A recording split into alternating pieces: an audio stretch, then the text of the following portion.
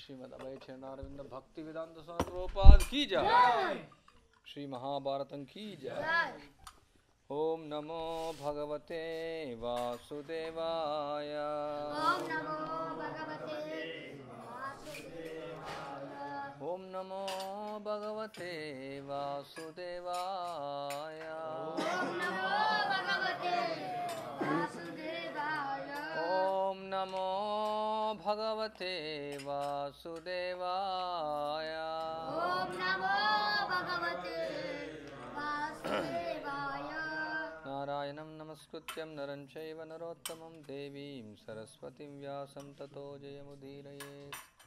वन्देऽहं श्रीगुरो श्रीयुतपदकमलं श्रीगुरुन् वैष्णवांश श्रीरूपं साग्रजातं सहगणरघुनाथान्वितं तं सजीवं साद्वैतं सावधूतं परिजनसहितं कृष्णचैतन्यदेवं श्रीराधाकृष्णपादान् सहगणललिता श्रीविशाखान्वितांश मुखाङ्करोति वाचालं पङ्गुं लङ्घयते गिरिं यत्कृपातमहं वन्दे श्रीगुरुन्दिनतारिणं परमानन्दमाधवं श्रीचैतन्य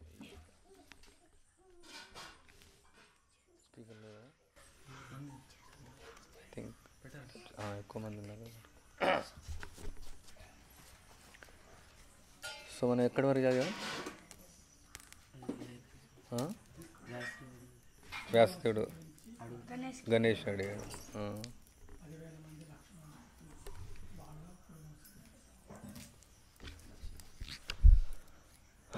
వాటి అర్థం తెలుసుకొనడానికి గణేశుడు క్షణకాలం ఆలోచించేవాడు. అంతలో వ్యాసుడు చాలా శ్లోకాలు చెప్పేవాడు. అజ్ఞానమనే చీకటిలో కనులు మూసుకుపోయిన లోకానికి జ్ఞానమనే కాటుక పుల్లలతో కనులు తెరిపిస్తుంది. కాటుక పుల్ల తెలుసు కదా, వెలుగులనిస్తుంది. శ్రీ మహాభారతం.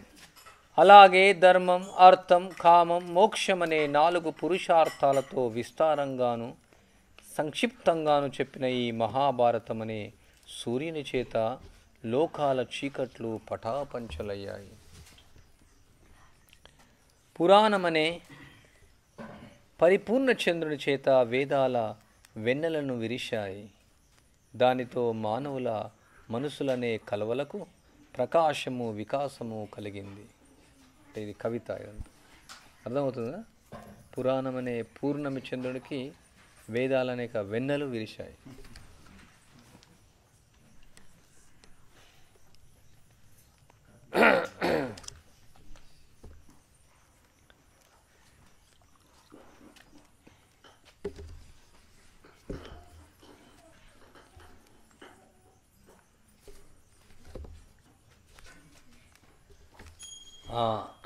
ఈ మహాభారతం అనే సూర్యుని చేత లోకాలు చీకట్లు పటాపంచలయ్యాయి. అజ్ఞానం అనే అవరాన్ని పోగొట్టే ఈ ఇతిహాసం అనే దీపం లోకమనే గర్భాలయాన్ని సంపూర్ణంగా ప్రకాశింపచేసింది. అంటే గర్భాలయంలో చీకటి ఉంటుంది కదా, అందువల్ల ఇది వెలుగునిచ్చింది.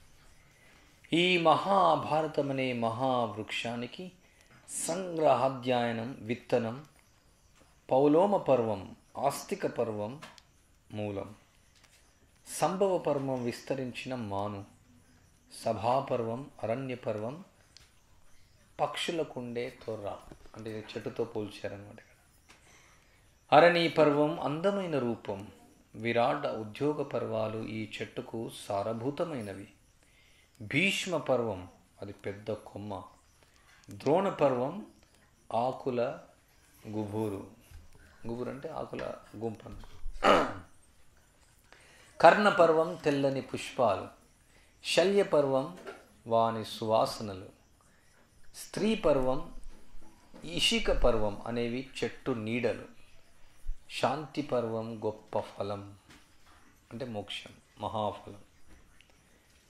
అశ్వమేధ యజ్ఞం అమృతరసం,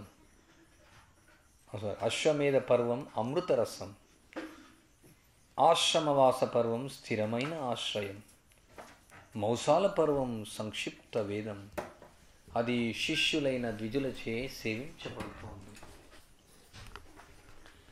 ప్రాణులన్నిటికీ మేఘం జీవన ప్రదాత. అలాగే మహాకవులందరికీ ఈ భారత మహావృక్షం ప్రధాన ఆశ్రయం అవుతుంది.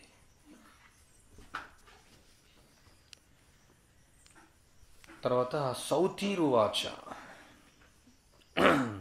ఎవరు సౌత్? ఉగ్రశ్రవుడు.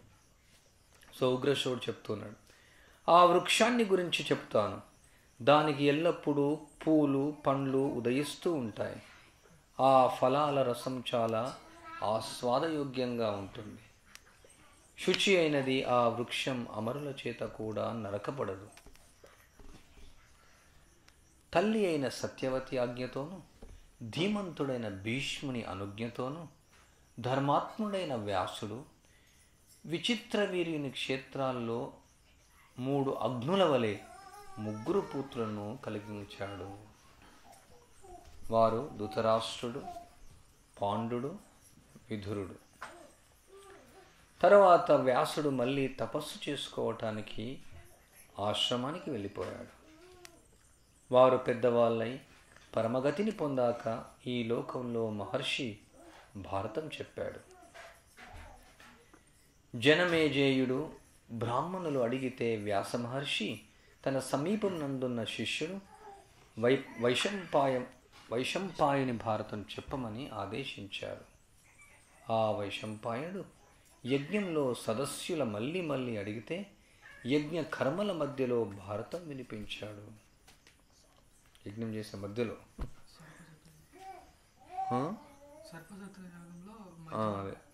జనమేజయం చేసే యజ్ఞం.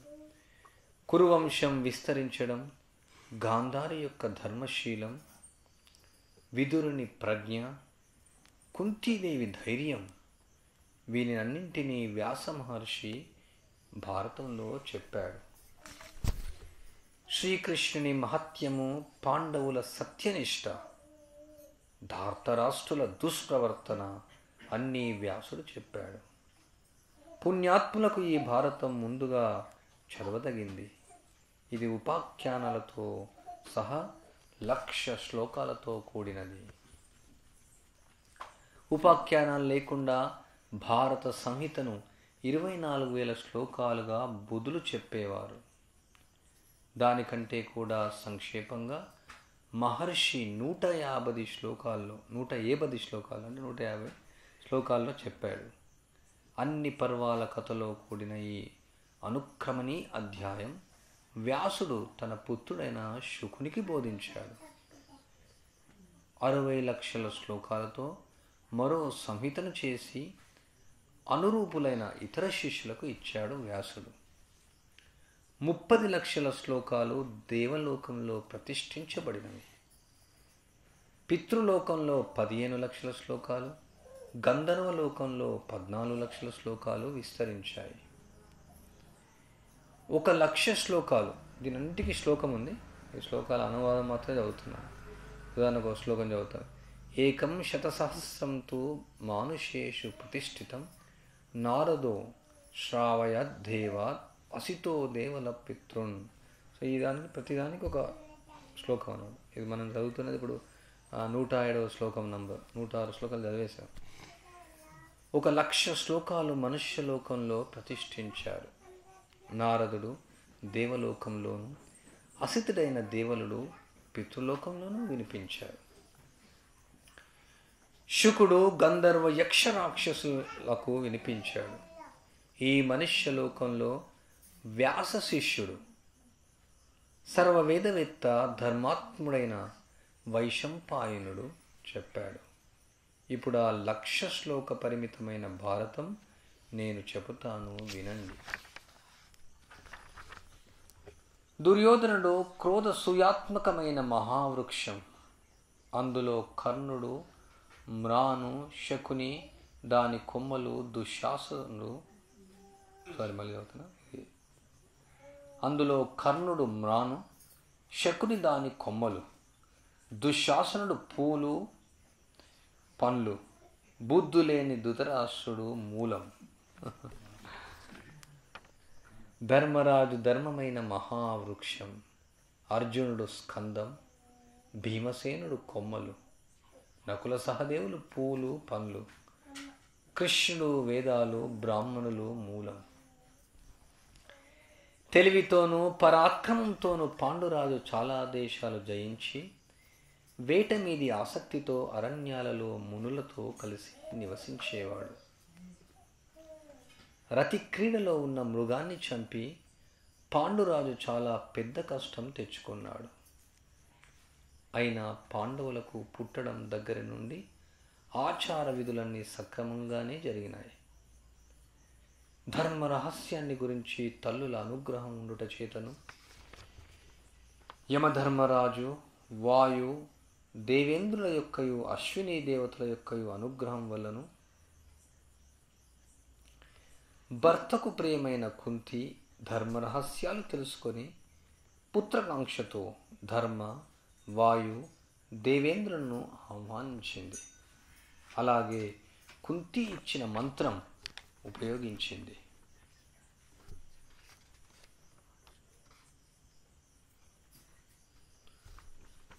మాద్రి అశ్విని దేవతలను ఆహ్వానించింది.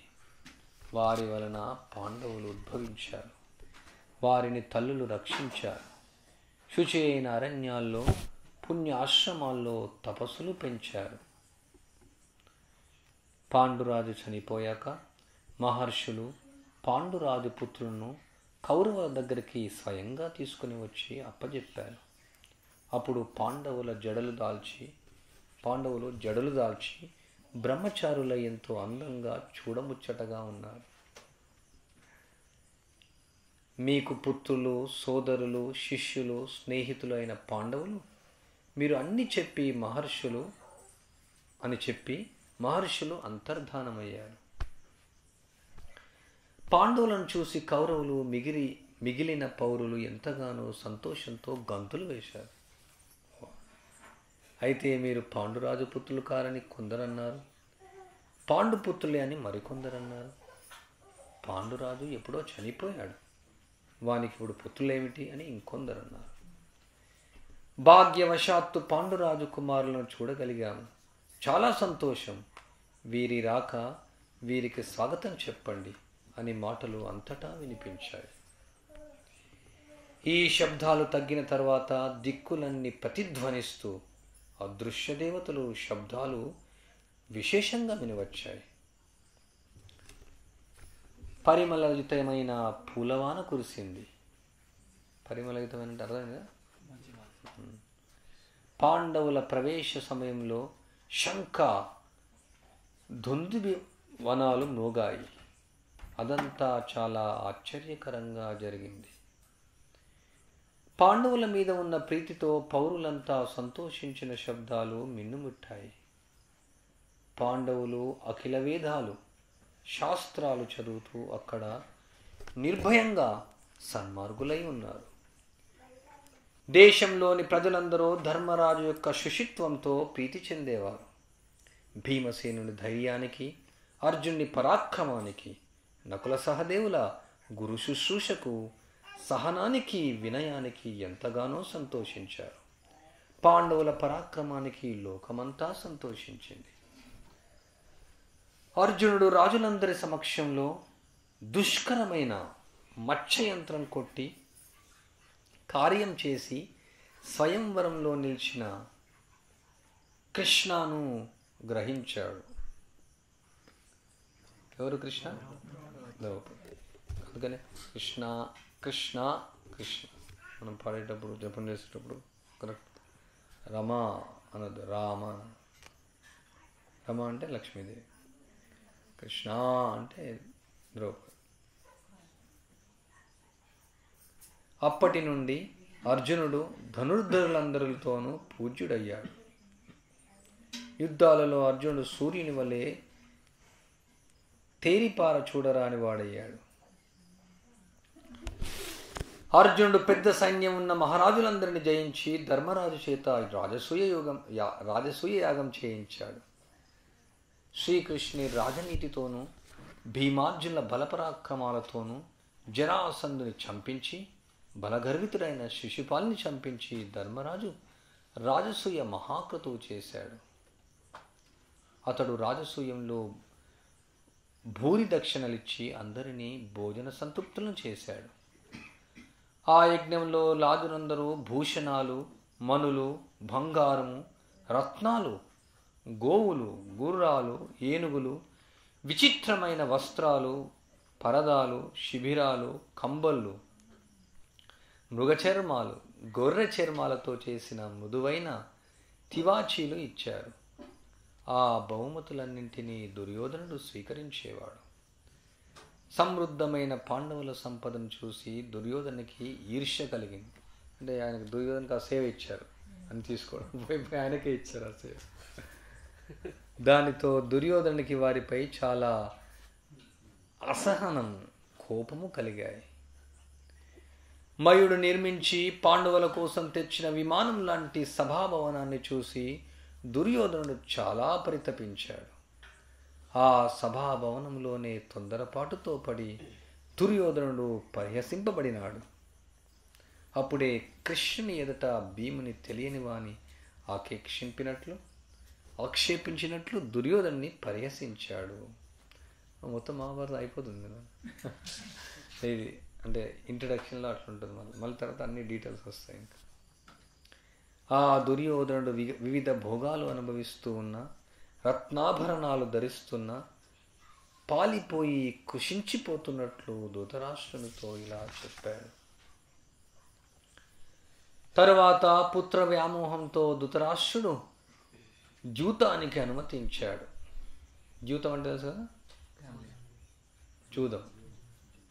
అది విని అఫ్కోర్స్ గ్యామ్లింగ్ అంటే అంటే మనం తెలుగు మాట్లాడుతున్నాం. వాసుదేవునికి చాలా కోపం వచ్చింది. ధృతరాష్ట్రుని మనస్సుకు సంతోషం కలగలేదు. వివాదాలను ఆమోదించాడు. జూతం దగ్గర నుండి ఎన్నో ఘోర కృత్యాలన్నీ ఉపేక్షించాడు. అది ధృతరాష్ట్రుని పెద్ద తప్పు. విదురుని, భీష్ముని, కృపా ద్రోణులను కాదని యుద్ధంలో పరస్పరం కొట్టుకున్నారు. పాండవులు జయిస్తారన్న అప్రియ వార్తను విని కర్ణ, శకుని, దుర్యోధనుల అభిప్రాయం గ్రహించి ధృతరాష్ట్రుడు చాలా ఆలోచించి సంజయునితో ఇలా అన్నాడు. సంజయ, నేను చెప్పేదంతా విను.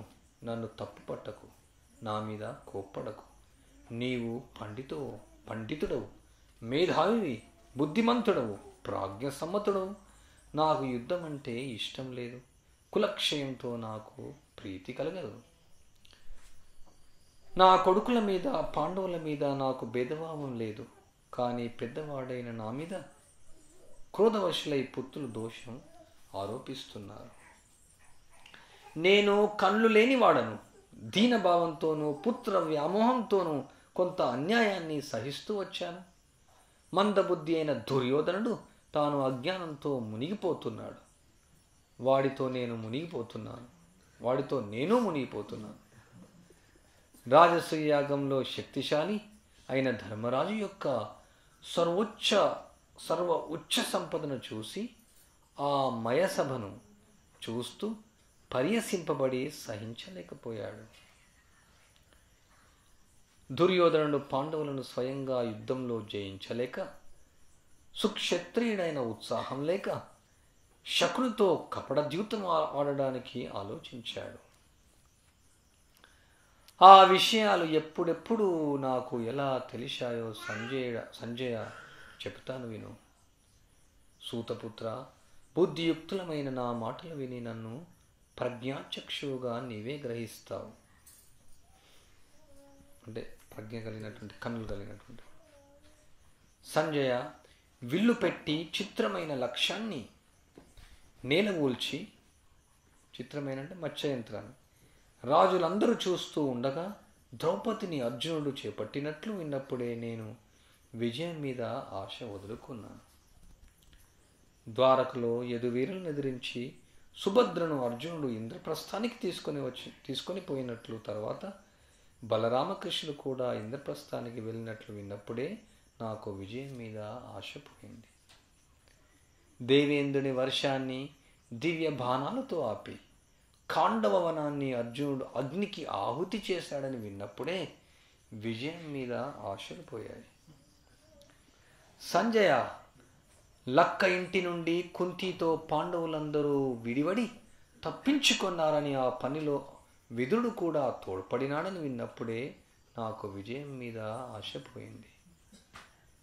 అర్జునుడు రంగమధ్యంలో లక్ష్యాన్ని మత్స్యయంత్రం భేదించి ద్రౌపదిని స్వీకరించాడని శూరులైన పాంచాలులతో పాండవులు కలిసిపోయారని విన్నప్పటి నుండి నాకు విజయం మీద ఆశ లేదు.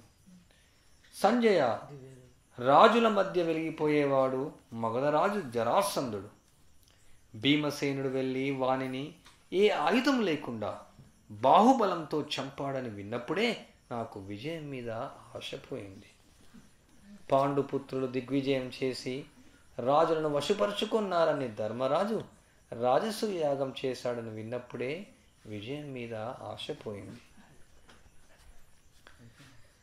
సంజయ, భర్తలున్నా లేని దాని వలె ద్రౌపది విలిపిస్తూ ఉన్న ఏకవస్త్రయై రజస్వలయై ఉన్న సభలోకి లాగుకొని రాబడింది. అది విన్నప్పుడే విజయం మీద ఆశపోయింది. ఇవన్నీ ధృతరాష్ట్రుడే చెప్తున్నాను. అందుకనే కిమకురోత సంజయ అని అడిగి, అతనికి ఎట్లా తెలుసు తెలిసి తప్పు చేశాను. కితవుడు అంటే కీచకుడు. మందబుద్ధి అయిన దుశ్శాసనుడు ద్రౌపది వస్త్రాలను చివరిదాకా లాగలేకపోయాడని వస్త్రాల రాశి అక్కడ ఏర్పడిందని విన్నాక నాకు విజయం మీద ఆశపోయింది. ఊహించలేని పరాక్రమవంతులైన తమ్ముళ్లతో ధర్మరాజు శకుని చేత జూదంలో ఓడిపోయి రాజ్యం పోగొట్టుకున్నాడని విన్నప్పుడే నాకు విజయం మీద ఆశపోయింది. సంజయ, ధర్మాత్ములైన పాండవులు వివిధ చేష్టలు చేస్తూ బాధపడుతూ కూడా అన్నగారి మీద గౌరవంతో అడవికి వెళ్ళారని విన్నప్పుడే నేను విజయం మీద ఆశ వదులుకున్నాను. సంజయ, అంటే యుద్ధం అనేది అది ఓవరాల్గా అంటే విజయం, యుద్ధం కాలేదు మరి ఇవన్నీ విజయం అంటే అప్పటికే ఆయన ఆలోచిస్తున్నాడు. అడవిలో ఉన్న వేల కొద్దీ స్నాతకులు ధర్మరాజును అనుసరించి ఉన్నారని భిక్షాటన చేసుకుంటూ ఉన్న మహాత్ములైన బ్రాహ్మణులు అతన్ని సేవిస్తున్నారని విన్నప్పుడే నాకు విజయం మీద ఆశపోయింది. ధర్మరాజు వాళ్ళకి చెప్తాడు మీరు వెళ్ళిపోమనేసి, కానీ వాళ్ళు వెళ్ళారు. బ్రాహ్మణులు కిరాత రూపంలో వచ్చిన మహాదేవుని యుద్ధంలో సంతృప్తిపరిచి అర్జునుడు పాశుపత మహాస్త్రం గ్రహించాడని విన్నప్పుడే నాకు విజయం మీద ఆశపోయింది. ఇది విజయానికి చీనాలు ఉన్నట్టునే మనం భగవద్గీతలో మొదటి అధ్యాయంలో చదువుకున్నట్టు. అరణ్యవాసం చేస్తున్నప్పుడు కూడా పాండవులను చాలామంది ప్రాచీన మహర్షులు వచ్చి ఉపాసించేవారని తెలిసినప్పుడే విజయం మీద ఇక ఆశ పెట్టుకోలేదు. అర్జునుడు స్వర్గాన్ని అధిరోహించి ఇంద్రుని నుండి ప్రత్యక్షంగా యథావిధిగా దివ్యాస్త్రాలను నేర్చుకొని ప్రశంసలు పొందారని సత్య ప్రతిజ్ఞుడయ్యానని విన్నప్పుడే నాకు విజయాశ నశించింది. వరగర్వితులై దేవతలకు కూడా జయింపశక్యం గాని కార్తికేయులని పౌలోములను అర్జునుడు జయించాడని విన్నప్పుడే నాకు విజయం మీద ఆశపోయింది.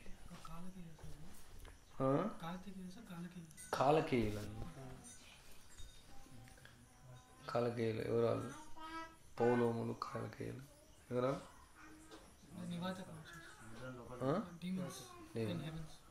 రాక్షసు. ఇవన్నీ మనం చదువుకుందాం డీటెయిల్గా. ఇప్పుడు ఇంటూ వినండి. విజయానికి చేయాలి ఇవన్నీ. రాక్షస వధ కోసం శత్రునాశకుడైన అర్జునుడు వెళ్ళాడని చతురార్థి అయి చరితార్థుడై ఇంద్రలోకం నుండి వచ్చాడని విన్నప్పుడే విజయం మీద ఆశపోయింది. తీర్థయాత్రలు చేయాలనుకుంటున్న ధర్మరాజు దగ్గరకు లోమశ మహర్షి వచ్చి చెప్పిన అర్జునుని దివ్యాస్త్ర లాభం విన్నప్పుడే నాకు విజయాశ నశించింది. సంజయ, భీమసేనాది పాండవుల మనుష్యులకు ప్రవేశింపశక్యంగాని ప్రదేశానికి వెళ్ళి కుబేరుని కలిసి వచ్చారని విన్నప్పుడే నాకు విజయం మీద ఆశపోయింది. కర్ణుని ప్రోత్సాహంతో ఘోషయాత్రకు వెళ్ళిన నా పుత్రులను గంధర్వులు బంధించారని అర్జునుడు విడిపించాడని విన్నప్పుడే నాకు విజయం మీద ఆశపోయింది. యక్షుని రూపంలో వచ్చి యముడు ధర్మరాజును కొన్ని ప్రశ్నలు అడిగాడని దానిని ధర్మరాజు చక్కగా సమాధానాలు చెప్పాడని విన్నప్పుడే నాకు విజయాశ పోయింది. విరాట నగరంలో ద్రౌపదితో సహా పాండవులు మారువేషాల్లో నివసిస్తున్నారని నా వాళ్ళు తెలుసుకోలేకపోయారని విన్నప్పుడే నాకు విజయాశ లోపించింది. అంటే ఇది చివరికి మాట్లాడుతున్నట్టు చివరికి బాగా 105 తమ్ముళ్లతో సహా కీచకుని ద్రౌపది కోసం భీముడు చంపాడని విన్నప్పుడే నాకు విజయాకాశ పోయింది సంజయ. నా వీరులందరూ అసహాయుడైన అర్జునుని చేతిలో ఉత్తర గోగ్రహణంలో ఓడిపోయారని విన్నప్పుడే నాకు విజయాశ నశించింది సంజయ. మత్స్యరాజు విరాటుడు తన కూతురు ఉత్తరను అర్జునునికి ఇస్తానన్నాడని, కానీ అర్జునుడు తన కొడుకు అభిమన్యుని చేసుకున్నాడని విన్నప్పుడే నాకు విజయాశ పోయింది సంజయ. జూదంలో ఓడిపోయి నిర్ధనుడై తన వారందరికీ వదిలి అడవుల పాలైన ధర్మరాజుకు 7 అక్షైన సైన్యం చేరిందని విన్నప్పుడే నాకు విజయం మీద ఆశ పోయింది. ఈ భూమినంతటిని ఒక్క కాలితో ఆక్రమించిన వాసుదేవుడు అంటే వామనావతారంలో నిండు మనస్సుతో పాండవుల కార్యసిద్ధిలో తత్పరుడయ్యాడని విన్నప్పటి నుండి నాకు విజయాకాశ పోయింది. నరనారాయణులే ఈ కృష్ణార్జునులని నేను వారిని బ్రహ్మలోకంలో చక్కగా చూశానని నారడు చెప్పుతుంటే విన్నప్పుడు నాకు విజయం మీద ఆశ చచ్చింది సంజయ. లోక కళ్యాణం కోసం కృష్ణుడు సంధి కోరి కౌరవుల దగ్గరికి వచ్చి సంధి చేయడంలో విఫలుడై వెళ్ళిపోయాడని విన్నప్పుడే నేను విజయాన్ని ఆశించడం మానేశాను. కర్ణ దుర్యోధనులు కేశవుని బంధించాలని నిశ్చయించుకున్నారని విన్నప్పుడే, అప్పుడు కృష్ణుడు విశ్వరూపాన్ని చూపినప్పుడే నాకు విజయం మీద ఆశపోయింది. వాసుదేవుడు తిరిగి వెళ్ళిపోతూ ఉంటే అర్థార్థులై నిలిచిన కుంతిని కేశవుడు ఓదార్చాడని విన్నప్పుడే నేను విజయం గురించి ఆశించడం మానేశాను. మంత్రి అయిన వాసుదేవుడు, భీష్ముడు, ద్రోణుడు పాండవులకు ఆశీస్సులిస్తారని విన్నప్పుడే ఇక విజయాకాశ పోయింది సంజయ. నీవు యుద్ధం చేస్తూ ఉంటే నేను యుద్ధం చేయను అని కర్ణుడు భీష్మునితో అని సేన విడిచి వెళ్ళిపోయినప్పుడే నా విజయాకాశ కలగడం మానివేసింది. ఇవి ర్యాండంగా ఉన్నాయి, సీరియల్గా ఏం లేదు. ఆయన ధృతరాష్ట్ర మాట్లాడుతున్నాడు, ఏదో బాధ చెప్పుకుంటున్నాడు, ఏదొస్తే చెప్తున్నాను. ఉగ్ర పరాక్రమం కల వాసుదేవుడు అర్జునుడు గాంధీవం ఒక చేట చేరాయని విన్నప్పుడే నాకు విజయాకాశ పోయింది సంజయ. అర్జునుడు మోహవిష్ఠుడై రథం నోగిలి మీద చతికిలబడిపోయినప్పుడు కృష్ణుడు తన శరీరంలో లోకాలన్నింటినీ అర్జునుడికి చూపించాడని విన్నప్పుడే విజయాశ పోయింది. అంటే సంజయుడు చెప్పాడు ధృతరాష్ట్రం. శత్రు సంహారకుడైన భీష్ముడు యుద్ధంలో రోజుకు 10,000 మంది రథకులను చంపుతున్నాడని, పాండవ పక్షాన ప్రసిద్ధుడొక్కడు చావలేదని విన్నప్పుడే నాకు విజయాకాశ పోయింది సంజయ. ధార్మికుడైన భీష్ముడు యుద్ధంలో తన మరణానికి మార్గం చెప్పాడని, అది విని పాండవులు సంతోషించి ఆ పని చేశారని విన్నప్పుడే నాకు విజయాకాశ పోయింది. అర్జునుడు శిఖండిని ఎదుట పెట్టి యుద్ధంలో మిక్కిలి శూరుడైన భీష్ముని చంపాడని విన్నప్పుడే విజయం ఆపించడం మానేశాను. సోమక వంశీయులను కొద్ది మందిని మాత్రమే మిగిల్చి అంపశయ మీద శయనించాడు వృద్ధవీరుడు భీష్ముడని విన్నప్పుడే నా విజయ ఆకాశ పోయింది. భీష్ముడు అంపశయ మీద పడినప్పుడు మంచినీరు అడిగితే అర్జునుడు భూమిని ఛేదించి నీళ్లు రప్పించి భీష్మునికి సంతృప్తి కలిగించాడని విన్నప్పుడే నాకు విజయాకాశ పోయింది. రోజు పాండవులకు వాయువు సూర్యచంద్రులు అనుకూలంగా ఉంటున్నారని, మా వాళ్ళను కుక్కలు అరుస్తూ భయపెడుతున్నాయని విన్నప్పుడే నాకు జయాకాశ పోయింది. చిత్రంగా యుద్ధం చేయగల ద్రోణుడు వివిధ అస్త్రాలను ప్రదర్శిస్తూ ఉన్న పాండవులను మాత్రం చంపటం లేదని విన్నప్పుడే నాకు జయాశ పోయింది. అర్జునుని చంపటానికి ఉంచిన మహారథులైన మా సంశప్తకులు అర్జున్ చేత చనిపోయారని విన్నప్పుడే విజయం మీద ఆశపోయింది. ఇతరులకు అభేద్యంగా పన్ని అభేద్యాన్ని పన్ని ద్రోణుడు స్వయంగా రక్షించే పద్మవ్యూహంలో ఒక వీరుడు ఎవరు లేకుండా అభిమన్యుడు ప్రవేశించగలిగాడని విన్నప్పుడే నాకు జయం మీద ఆశ నశించింది. మా మహారథులంతా అర్జునుని చంపలేక అభిమన్యుని చుట్టుముట్టి అందరూ కలిసి బాలుడైన అభిమన్యుని చంపి సంతోషించినప్పుడే నాకు విజయాకాశ పోయింది సంజయ.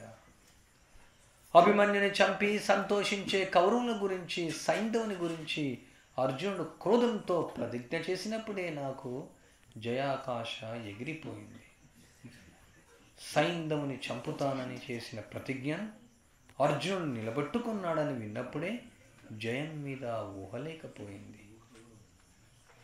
గుర్రాలు అలసిపోయాయి. సేద తీరాలని కృష్ణుడప్పుడు అర్జునుడు ఒక చెరువును సృష్టించి నీళ్లు తాగేటట్లు చేశాడు. తరువాతనే కృష్ణుడు వాటిని రథానికి పూడ్చి బయలుదేరాలని విన్నప్పుడే నేను విజయం గురించి ఊహించడం మానేశాను. యుద్ధంలో గుర్రాలు రథాన్ని లాగలేకపోతే రథం నోగిలి మీదనే ఉండి యోధులందరినీ వారించాడు. అర్జునుడని విన్నప్పుడే విజయాకాశ వదులుకున్నాను. సైంధవ వదనాడు ధర్మరాజు సాత్యకిని అర్జునికి సాయపడడానికి పంపితే ద్రోణుని ఏనుగుల సముదాయం అడ్డుపడింది. వాటిని సంహరించి సాత్యకి కృష్ణార్జునుడు చేరాడని విన్నప్పుడే విజయాకాశ వదులుకున్నాను. భీముని చంపకుండా కర్ణుడు కేవలం మాటలతో పరాభవించి ఉంటే కొప్పుతో పొడిచి విడిచిపెట్టాడని విన్నప్పుడే నాకు జయాకాశ పోయింది సంజయ. ద్రోణుడు, కృతవర్మ, కృపుడు, కర్ణుడు, అశ్వత్థామ, శల్యుడు చంపబడే సైంధవుని రక్షించలేకపోయారని విన్నప్పుడే నేను విజయాశను విడిచిపెట్టాను. ఇంద్రుడిచ్చిన దివ్య శక్తిని కృష్ణుడు కర్ణుని చేత ఘటోత్కచునిపై ప్రయోగింపజేశాడని విన్నప్పుడే నాకు విజయం మీద ఆశ పోయింది. కర్ణుడు ఆ శక్తిని అర్జునుపై ప్రయోగించవలసి ఉంది. కానీ కర్ణ ఘటోత్కచుల యుద్ధంలో కర్ణుడా శక్తిని ఘటోత్కచునిపై ప్రయోగించాడని విన్నప్పుడే నాకు జయాశ అనేది లేకపోయింది.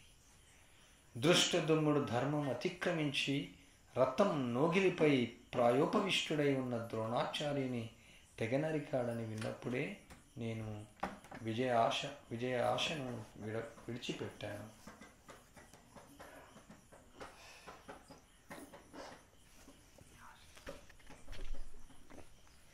అశ్వత్థామతో ద్వైరథ యుద్ధంలో రాజులందరూ చూస్తూ ఉండగా నకులుడు సమంగా చక్కగా మండల యుద్ధం చేశాడని విన్నప్పుడే జయాశ పోయింది సంజయ.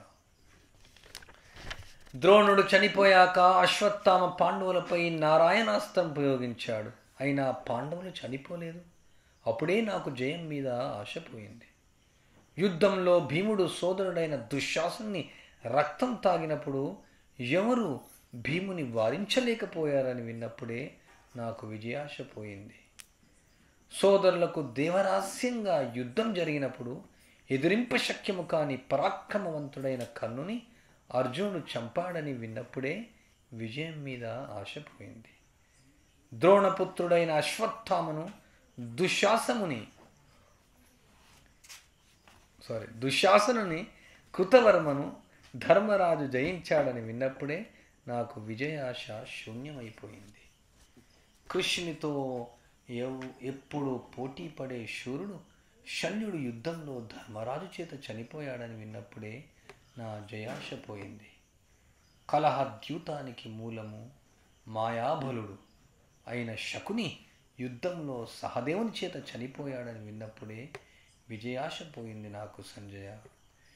దుర్యోధనుడు విరతుడై శక్తి చచ్చి మడుగులో ప్రవేశించి నీటిని స్తంభింపజేసి అందులో విశ్రమించాడని విన్నప్పుడే విజయం ఆశించడం మానేశాను. పాండవులు కృష్ణునితో సహా ఆ మడుగు దరిచేరి నా కొడుకు అసహనశీలి అయిన దుర్యోధనుని రెచ్చగొట్టారని విన్నప్పుడే విజయాశ పోయింది. గదాయుద్ధంలో దుర్యోధనుడు చిత్రములైన వివిధ మార్గాల్లో మండలాకారంగా తిరుగుతూ వాసుదేవుని తెలివి వల్ల భీమసేనుడి చేత అధర్మంగా చనిపోయాడని విన్నప్పుడే నాకు జయాశ ఉడిగిపోయింది. అశ్వత్థామాది వీరులు అకీర్తికరమైన దుష్కర్మ చేసి నిద్రిస్తున్న ఉపపాండవులను పాంచాలులను చంపారని విన్నప్పుడే నాకు జయాశ పోయింది. భీమసేనుడు అశ్వత్థామను వెంటాడినప్పుడు అశ్వత్థామ ఈశికాస్త్రాన్ని ప్రయోగించాడు. అది ఉత్తర గర్భాన్ని మాత్రం ఛేదించిందని విన్నప్పుడే నాకు జయాశ పోయింది. అంటే బ్రహ్మాస్త్రం అని మనం అంటాం, ఇక్కడ ఈశికాస్త్రం. అశ్వత్థామ బ్రహ్మశిరో నామకాస్త్రాన్ని ప్రయోగించినప్పుడు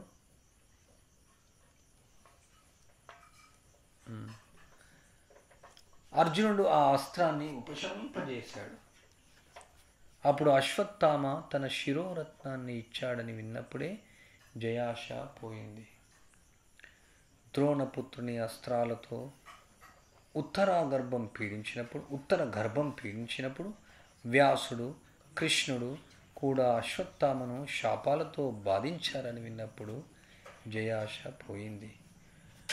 అప్పుడు గాంధారి అవస్థ చాలా శోచనీయమైంది. పుత్రులు, పౌత్రులు, బంధువులు, సోదరులు అందరూ పోయారు. పాండవులు చాలా దుష్కర కృత్యం చేశారు. శత్రురహితమైన రాజ్యం మళ్ళీ పొందారు. దుష్కర కార్యం చేశారు. ఈ యుద్ధం వల్ల చాలా కష్టదశ వచ్చింది. మొత్తం 10 మంది మిగిలారని విన్నాను. మా పక్షంలో 3 ఎవరెవరు? అశ్వత్థామ, కృతవర్మ, కృపాచార్య. పాండవ పక్షంలో 7 ఎవరెవరు? బాగుందా? श्री राधा माधव की जाए, श्रील प्रभुपाद की जाए, श्री कृष्ण भगवान की जाए, महाभारतम की जाए.